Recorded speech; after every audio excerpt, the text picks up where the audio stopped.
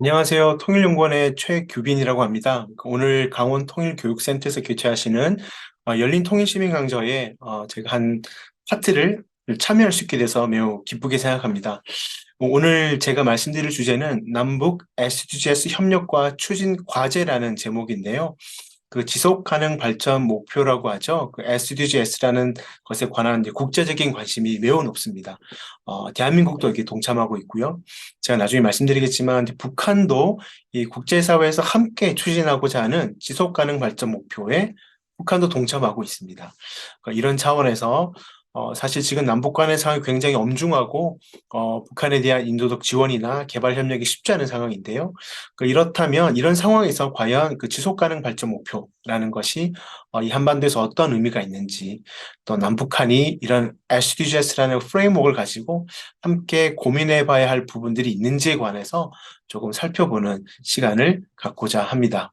제가 오늘 말씀드릴 주제는 대략 한 5개에서 6개 정도가 됩니다. 그 첫 번째는 물론 여러분들께서 잘 아시겠지만 이 지속 가능한 발전, 그다음에 SDGs가 무엇인지에 관해서 간략하게 말씀을 드리고, 그다음에 제가 모두에 말씀드렸던 것처럼 이 북한이 이 지속 가능 발전 목표에 대해 관심을 가지고 있는데요. 이것들을 과연 북한이 어떠한 방식으로 이해하고 있는지, 이것이 북한에게 어떤 의미가 있는지에 관해서 제가 조금 설명을 드리고자 합니다. 그 다음에는요, 그 VNR이라고 하는 게 있습니다. 그 지속 가능 발전 목표를 이행하는 모든 국가들은 4년 혹은 5년 주기로 해당 국가에서 이 SDGs를 어떻게 이행하고 있는지에 관해서 국제사회 전체로 이렇게 보고하는 절차가 있습니다. 최근 이죠. 그 2021년 7월에 북한도 이 VNR이라고 하는 자발적 국가 검토, Voluntary National Review를 했습니다. 그래서 이것이 많은 주목을 받게 됐는데요. 이 VNR이라고 하는 이 보고서를 통해서 북한이 이것들을 어떻게 SDG를 수용하고 있는지, 또 변용을 하고 있는지 조금 살펴보고 말씀을 드리고자 합니다. 그 다음에는 북한식의 SDG 이행이라고 하죠. 제가 이것을 우리식 SDG라는 표현을 썼는데요. 북한 스스로가 북한의 방식으로 이 SDGs를 이행하는 데 있어서 어떠한 이행 딜레마가 있는지 그 부분을 제가 조금 말씀을 드리겠습니다. 마지막으로는 그렇다면 이렇게 지속가능 목표 SDGs가 있는데 이것들을 가지고 실제적으로 남북한이 좀 협력을 해볼 수 있는 그리고 협력 의제는 어떤 것이 있는지에 관해서 마지막으로 살펴보고 오늘 강의를 마치고자 합니다. 네, 지속 가능한 발전과 SDGs입니다. 사실 이 국제사회가 모든 참여 국가들, 유엔 가입국들이 다 함께 공동으로 어떤 목표, 특히 이 개발이나 발전과 같은 목표를 이행하자 한 것은 사실 SDGs 처음은 아닙니다. 잘 아시겠지만 새천년 개발 목표, 그 밀레니엄 디벨롭먼트 골, MDG라고 하죠. 이것도 예전에 2000년부터 2015년까지 국제사회가 다 함께 공동으로 빈곤 감축을 위해서 다 함께 노력한 적이 있는데요. 물론 간략하게 말씀드린다면 이 SDGs도 사실 MDG와 비슷하거나 유사한 맥락이라고 할 수 있습니다. 물론 MDG와 SDGs는 물론 차이가 있긴 합니다. 그렇다면 이 SDGs가 어떻게 나오게 됐는지, 어떻게 이게 국제사회가 다 함께 합의하게 됐는지 뭐 여러 가지 경로들이 있지만 가장 중요한 부분으로는 여러분들이 슬라이드로 보시는 것처럼 2012년 6월 그 리우 20 정상회의가 있었습니다. 여기서 이제 유엔 가입국들이 지속 가능한 발전 목표를 함께 수립하기로 하자라고 얘기를 했고요. 2015년 9월 70자 유엔 총회에서 제가 좀 전에 말씀드렸던 새천년 개발 목표, MDG의 성과와 의미를 아마 검토해보고, 그러면 이제 MDG가 2015년이 끝났기 때문에, 그러면 포스트 2015 개발 의제라고 하는, 더 포스트 2015 디벨롭먼트 어젠다가 필요한데, 이 포스트 2025 개발 의제로서 지속 가능한 발전을 위한 2030 의제를 국제사회가 함께 추진하기로 합의를 합니다. 내가 말씀드렸던 이 지속 가능한 발전을 위한 2030 의제, 줄여서 2030 의제라고 하는데요. 이 2030 의제의 중요한 특징이 있습니다. 이 중요한 특징은 사실은 그 MDG가 빈곤 감축에 있어서 굉장한 주안점을 가지고 개발도상국이 중심이 돼서 그 빈곤을 한 절반 이상으로 감축하기로 한 목표라면 이 SDG는 빈곤 감축뿐만 아니라 경제, 사회, 환경, 이 국가 발전의 모든 영역에 해당하는 그 광범위한 어젠다를 다룬다는 점이 이 MDG와 큰 차이가 있습니다. 그래서 2030 의제는 2030년까지, 이것도 약간 시간의 어떤 데드라인을 두죠. 2030년까지 이 국제사회가 합의하기로 한 이 지속 가능한 발전을 위해서 모든 나라가 공동으로 이 의제를 추진하고 이행하기로 하는 어떤 이러한 일종의 행동 계획이라고 할 수 있습니다.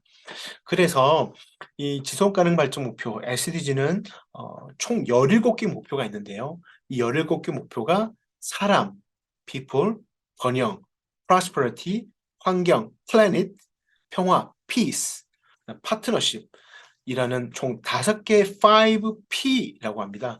그 5P의 원칙 하에 17개 목표, goals와 169개 세부 목표, 타겟을 설정하고 합의합니다. 그래서 요것이 이 SDGs라는 가장 핵심적인 부분이고요.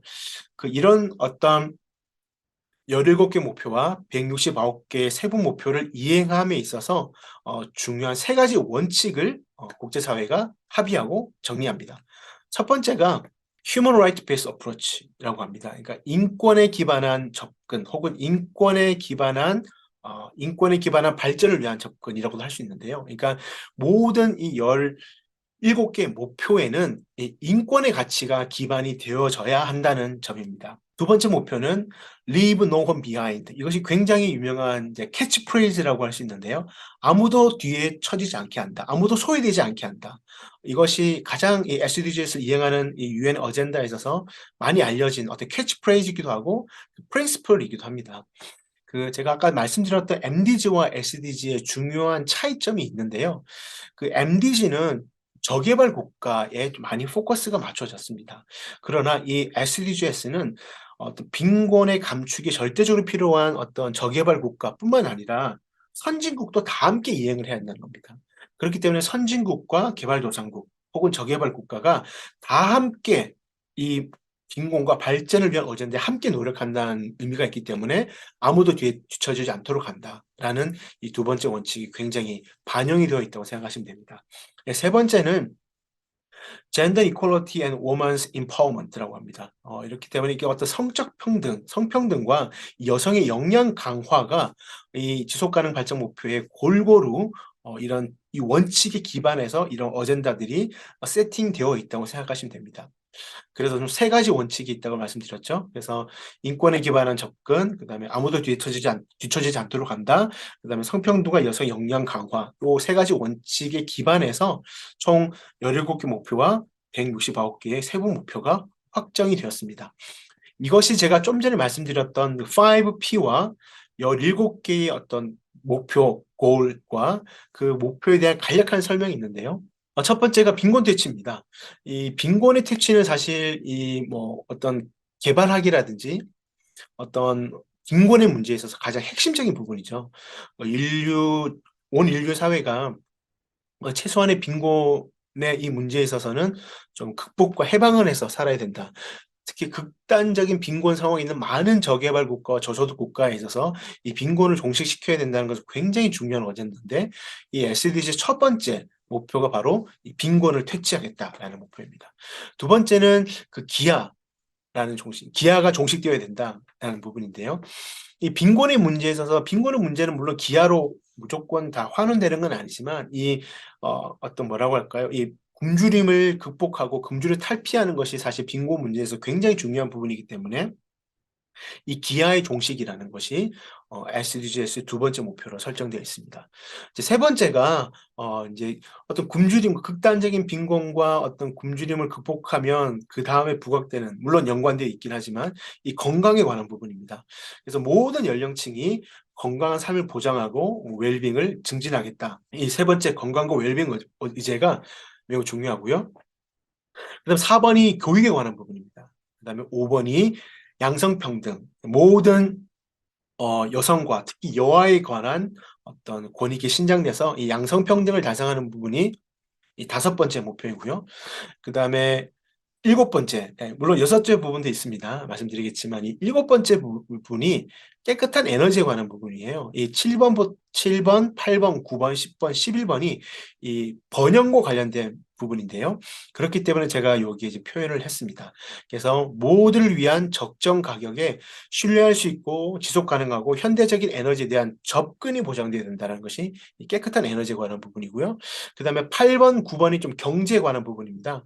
그래서 어떤 GDP에 관한 부분이라든지 그 다음에 어떤 산업화에 관한 부분들이 8번, 9번 목표이고요. 10번이 불평등 완화입니다. 여러분, 이 이니퀄리티 이슈는 이 국제개발협력에서 굉장히 중요한 어젠다로 남아 있습니다.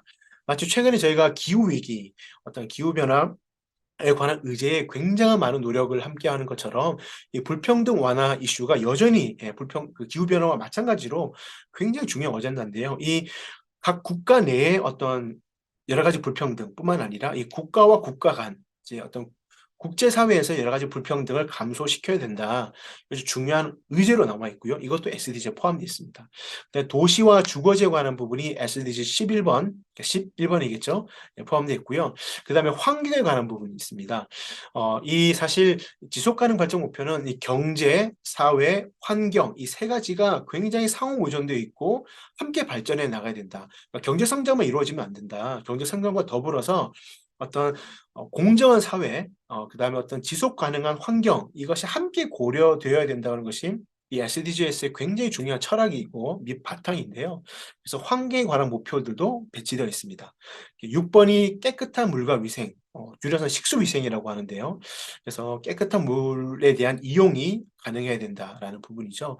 그다음에 지속 가능한 소비와 생산이 있고, 그다음에 최근에 전 세계가 굉장히 많은 노력을 하고 있는 이 기후변화 대응도 SDG에 포함되어 있습니다. 13번으로 포함되어 있고요. 그 다음에 해양 생태계와 육상 생태계에 관한 의제가 이 환경에 관련된 14번, 15번으로 설정되어 있습니다. 그 다음에 평화와 파트너십이 있는데요. 이 평화는 발전의 문제가 단순히 어떤 경제적인 문제, 환경의 문제를 그치는 것이 아니라 이것이 어떤 사회적으로 제도화되어진다는 거죠.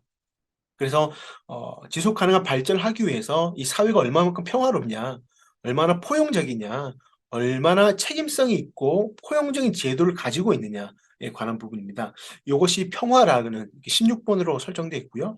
그다음에 마지막 17번은 SDG를 위한 모두를 위한 파트너십이라고 할 수 있습니다. 그러면 10번부터 15번까지 목표가 있는데 이것들을 그럼 어떻게 이행할 것인가, 어떤 파트너십이 필요한가 이런 것들에 관한 목표가 별도로 설정되어 있습니다.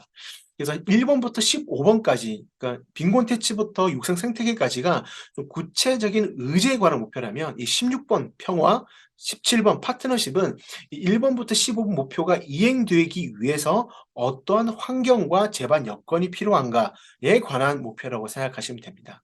네, 많은 설명이 더 요구될 수 있지만 대략 이 정도로 제가 말씀을 드리겠습니다.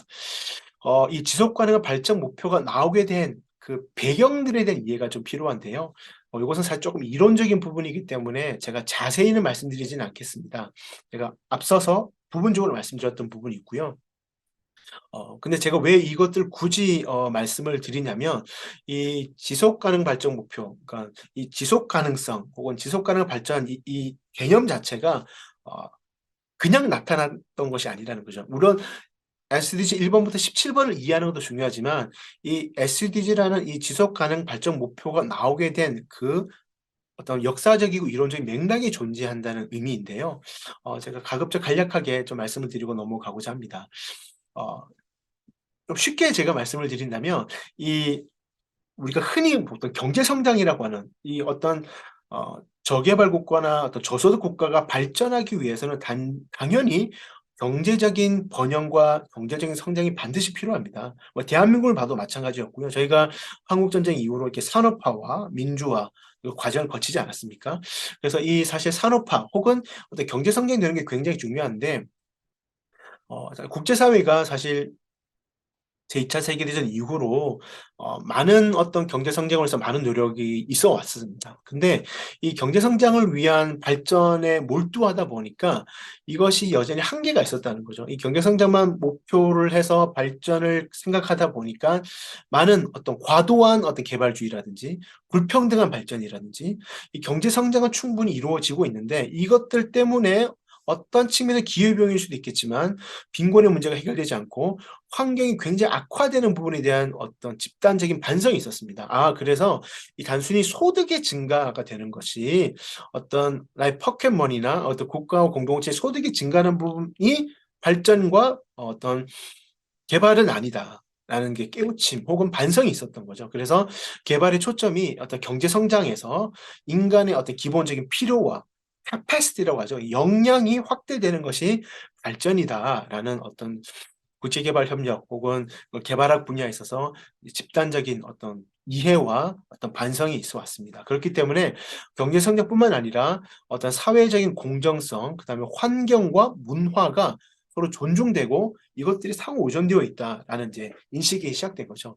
그래서 제가 아까 모두에 말씀드렸던 것처럼 이 발전이라는 것이 단순히 어떤 경제 성장의 목표뿐만 아니라 이것이 하나의 인권으로 이제 인지가 되기 시작했고요. 1987년도에 이 지속 가능한 발전이라는 개념 자체가 많은 연구자들과 어떤 시민 운동가들의 어떤 논의 끝에 이제 도출이 되게 됩니다. 그래서 이것들도 아마 굉장히 중요한 이제 개념인데요. 그 지속 가능한 발전이 어떤 거냐?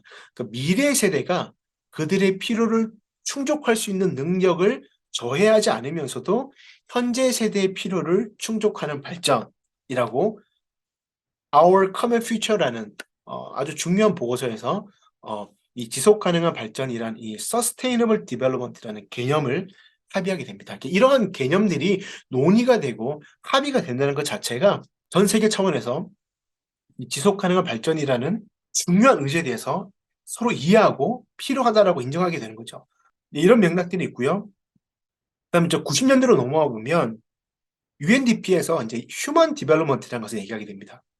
단순히 소득의 증가만이 어떤 개발이 아니라 인간 자체의 개발이 필요하다라는 논의가 이제 만들어지면서 휴먼 디벨롭먼트 리포트가 공식적으로 나오게 되고요. 그다음에 이 개발학이나 어떤 개발 경제에 있어서 굉장히 중요한 학자라고 볼 수 있는 아마티아 센이라는 학자가 있습니다. 이 센이 어떤 단순히 인간의 발전과 진보가 경제 성장에 한정되는 것이 아니라 내가 원하는 것을 선택할 수 있는 자유가 확대되는 것이 진정한 발전이다. 내가 원하는 것을 선택할 수 있는 자유가 주어져 있고 이것을 선택을 하게 되면서 내가 원하는 삶을 살게 되는 이런 나의 어떤 개인의 역량이 확대되는 것이 중요한 발전이다. 라고 주장을 하면서 이 어떤 빈곤의 감축 혹은 경제 성장 일변도의 어떤 발전 개념에서 역량 확대라는 발전이라는 굉장히 중요한 그 시프트가 이루어지게 됩니다. 그래서 제가 슬라이드에 말씀드렸던 것처럼 개발 혹은 발전이 경제 성장의 결과뿐만 아니라 이 프로그레스다. 그다음에 국가 중심적인 개발뿐만 아니라 지역 사회가 함께 그 발전에 동참해야 된다. 그다음에 이 개발의 방향이 한 가지 방향만 있는 것이 아니다. 이 어떤 서구의 어떤 발전의 형식만이 모든 인류 사회의 발전의 모양이 아니라 각 개별 국가의 어떤 고유의 문화가 발전의 과정에서 존중될 필요가 있다라는 이런 인식들이 이제 생겨나게 되죠. 이러면서 사실 이제 지속 가능한 발전 목표에 대한 어떤 개념이 확대되게 됩니다.